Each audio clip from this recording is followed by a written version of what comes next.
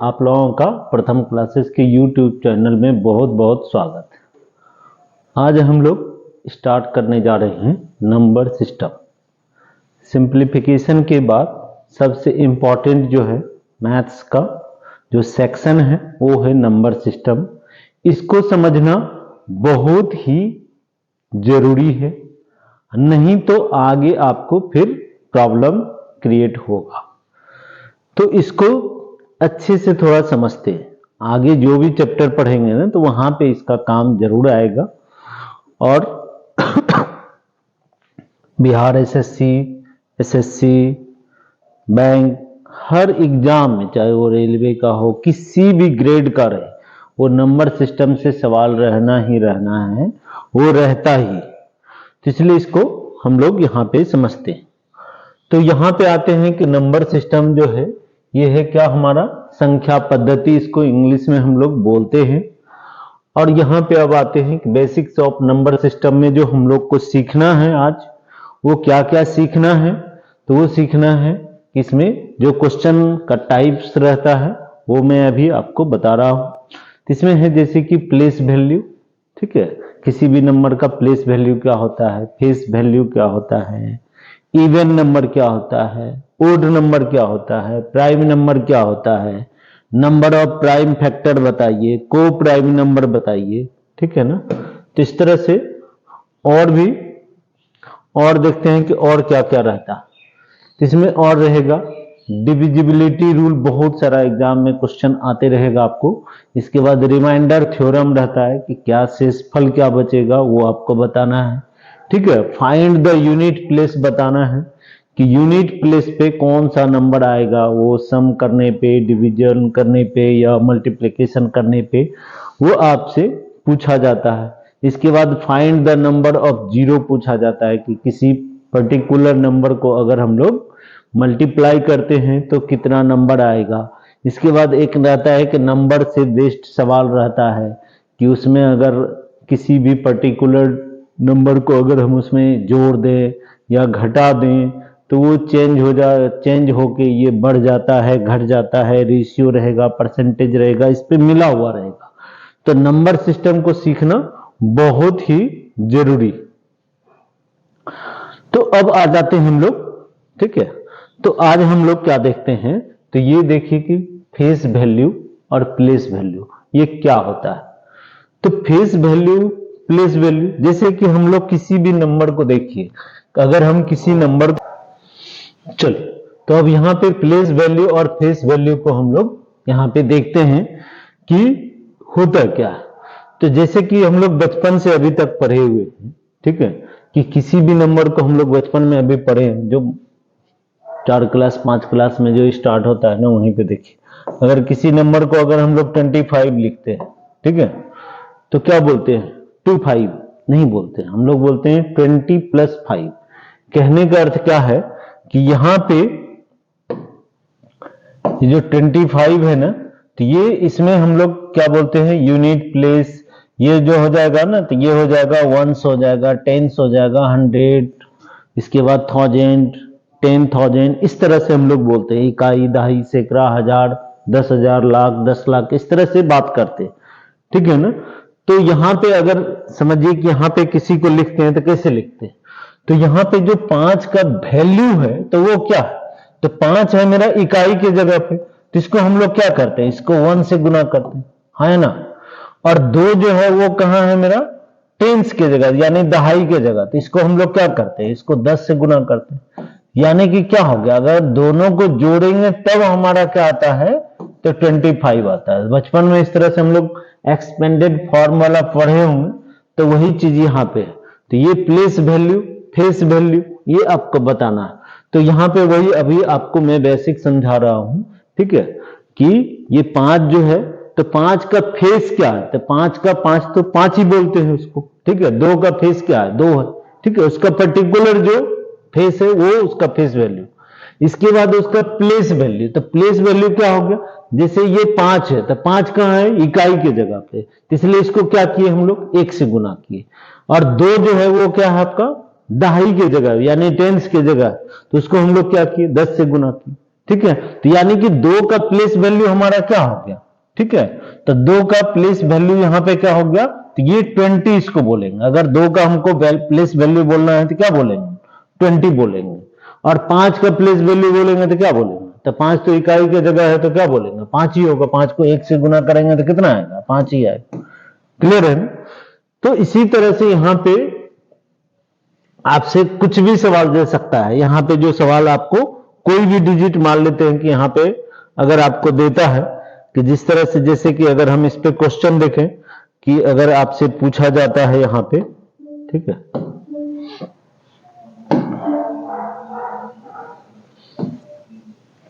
जैसे यहां पे देखिए कि क्वेश्चन क्या दिया हुआ। तो यहां पे जैसे आपको कह रहा है कि find the difference of place value and face value of 8 इन, अब इसमें आपको कह रहा है कि ये एक नंबर आपको दिया, यहां पे एक नंबर क्या है कि आपको दिया हुआ है, और इस नंबर में आपको कह रहा है, ठीक है, कि find the place value and face value of 8। तो 8 का जो प्लेस वैल्यू, तो 8 का प्लेस वैल्यू और फेस वैल्यू का क्या पूछ रहा है, यहां पे आपसे डिफरेंस पूछ रहा है, अंतर क्या होगा, ठीक है। तो यहां पे अंतर करना, तो 8 को देखना है कि 8 है कहां पे।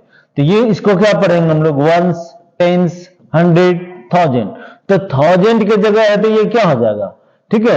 8 को हम लोग क्या बोलेंगे, 8000 हो जाएगा। 1000 के प्लेस पे है तो इसको क्या बोलेंगे, ये हो गया हमारा कितना, तो 8000 हो गया। और 8 का जो फेस वैल्यू है तो वो क्या है, 8 ही। तो यानी कि 8 का फेस वैल्यू क्या हो गया, 8 हो गया। दोनों का डिफरेंस पूछ रहा है तो डिफरेंस कर देंगे, तो ये कितना हो जाएगा हमारा, तो ये हो जाएगा 7000। तो देख लीजिए कि कौन सा आंसर होना चाहिए। तो इस हिसाब से हमारा आंसर कौन होना चाहिए, तो यहां पे ये हमारा आंसर हो जाएगा। क्लियर है ना। तो इस पे आपको जो क्वेश्चन आएगा तो वो इस तरह से पूछेगा, कभी प्लेस वैल्यू, कभी प्रोडक्ट भी पूछ सकता है, कुछ भी आएगा तो आपको ये बनाना, छोड़ना नहीं। क्लियर है ना। तो इस तरह से आते हैं हम लोग नेक्स्ट, और जो बहुत सारा यहां पे है, ठीक है, उसको देखते हैं हम लोग।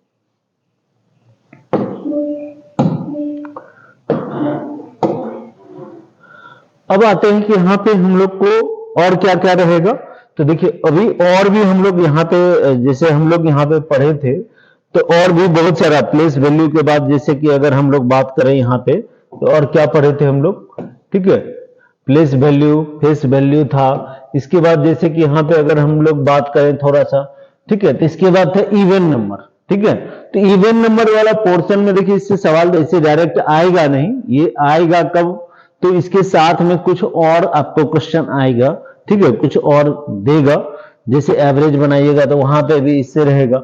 जैसे ये इवन नंबर है, ठीक है, ओड नंबर है, तो इस पे दूसरे ढंग से सवाल देगा। सारा सवाल आगे आपको मिल जाएगा, लेकिन ऐसे इस पे बहुत ज्यादा सवाल आता नहीं है। तो यहाँ पे इवन नंबर का बात अगर हम लोग करें, तो इवन नंबर जैसे किसको बोलते हैं, जिसको कि हम लोग हिंदी में क्या बोलते हैं, सम संख्या, ठीक है। तो सम संख्या क्या होता है, ठीक है।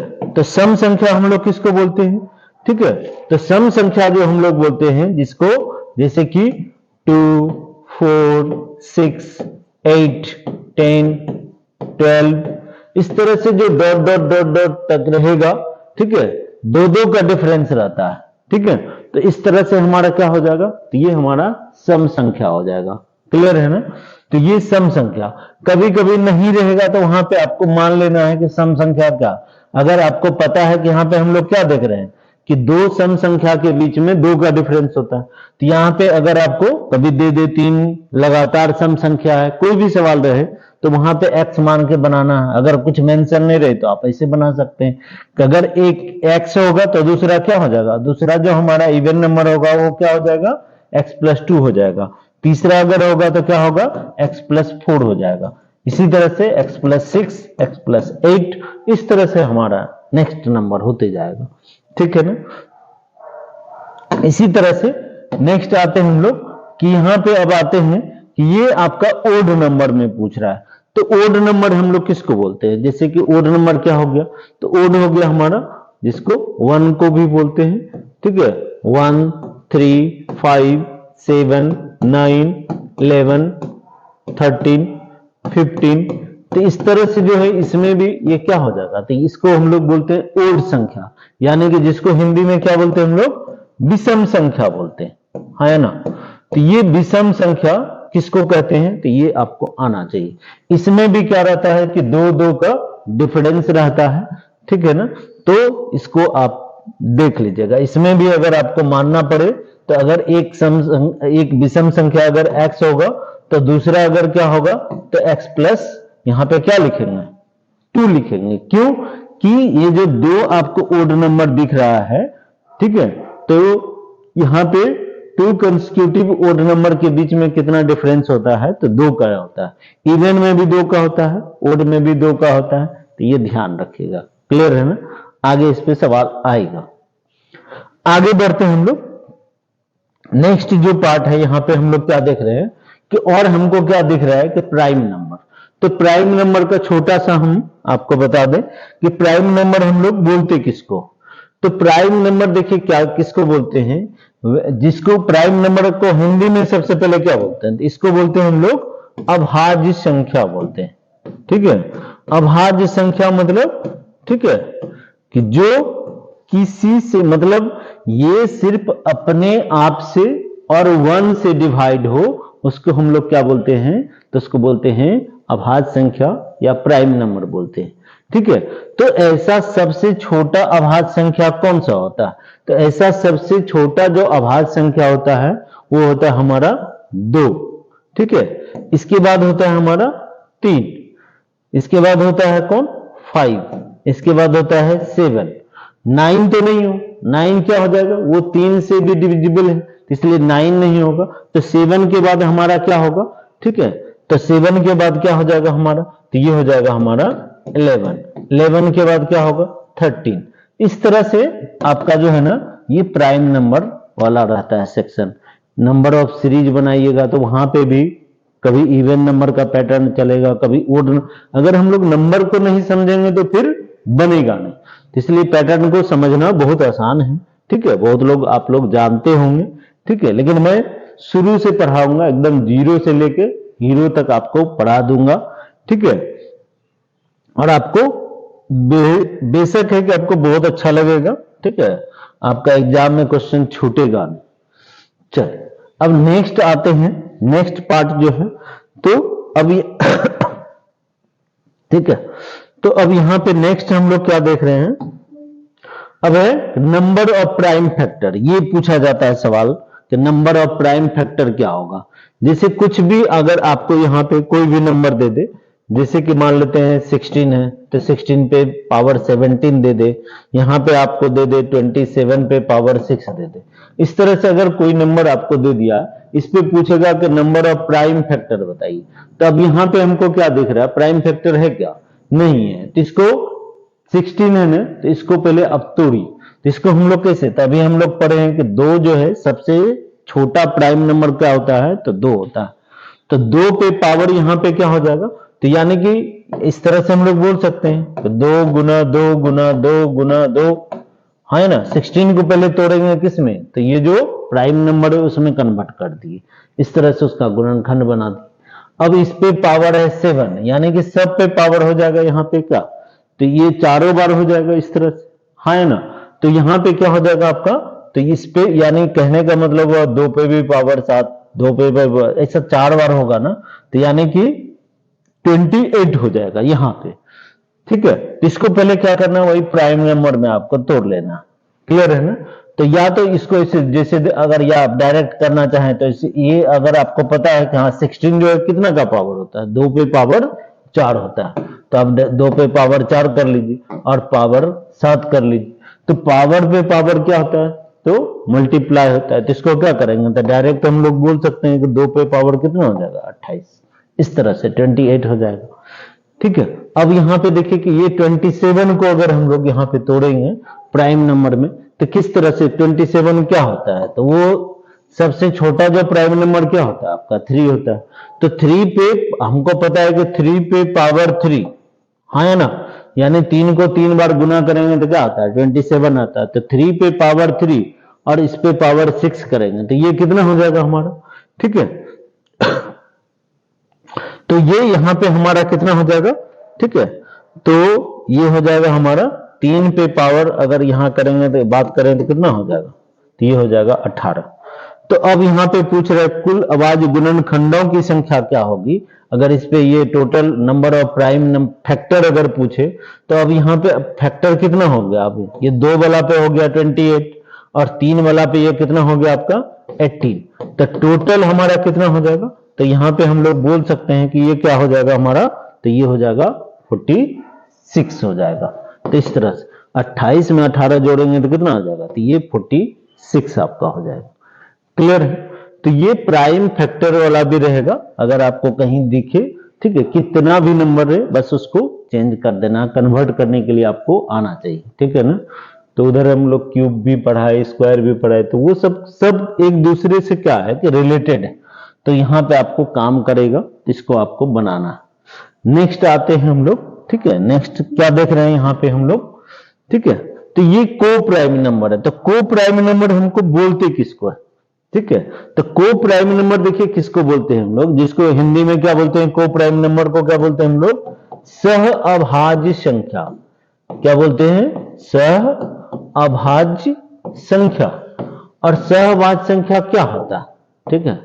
तो सह अभाज्य संख्या होता है, ठीक है, वैसा संख्या जिसका एचसीएफ जो है तो वो क्या हो, तो 1, यानी एचसीएफ क्या हो, मतलब कोई ऐसा 2 नंबर, ठीक है, जिसका कि एचसीएफ क्या हो 1 हो, उसको हम लोग क्या बोलते हैं, तो सह अभाज्य संख्या बोलते हैं, या उसको हम लोग को प्राइम नंबर बोलते हैं।